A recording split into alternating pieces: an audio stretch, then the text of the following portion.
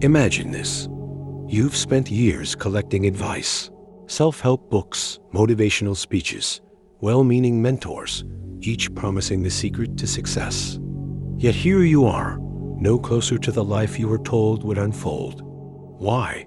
Because most advice is a hall of mirrors, reflecting not truth, but the biases of those who give it. What if the guidance you've clung to is not just useless, but dangerous? What if the louder the crowd cheers a solution, the more likely it is to be wrong?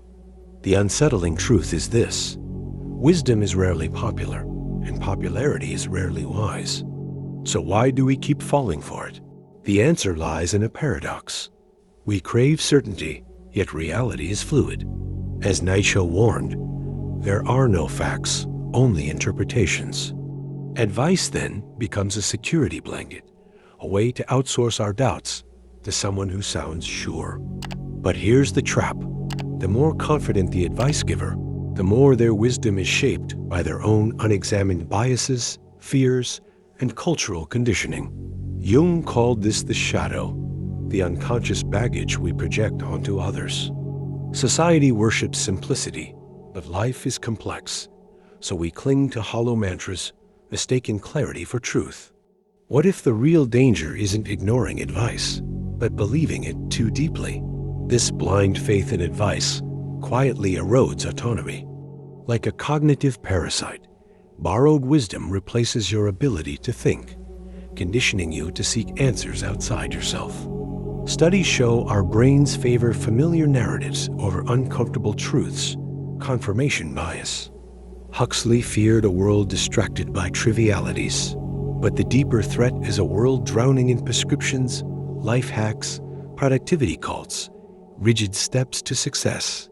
Each one trains you to distrust your instincts, to see life as a puzzle with someone else's solution. The cost?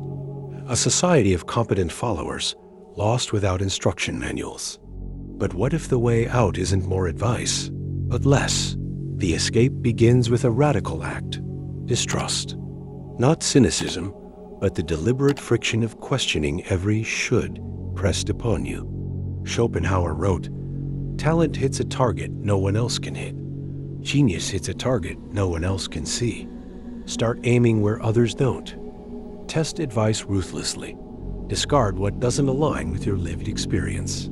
History's iconoclasts, from Van Gogh to Feynman, thrived by violating conventions. Their secret? Treating advice as raw material, not doctrine. The goal isn't to reject guidance, but to metabolize it, turn it into fuel for your own fire. But how do you know which targets to strike? Here's the silent epiphany. Advice is never about you. It's always about the advisor. Their fears, their regrets, their unlived lives. The moment you internalize this, everything shifts. Frankl's words echo.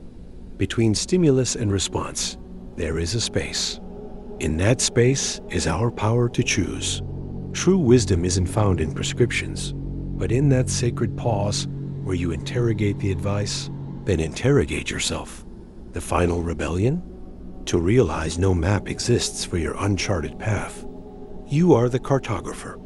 Now, what will you draw when no one is watching?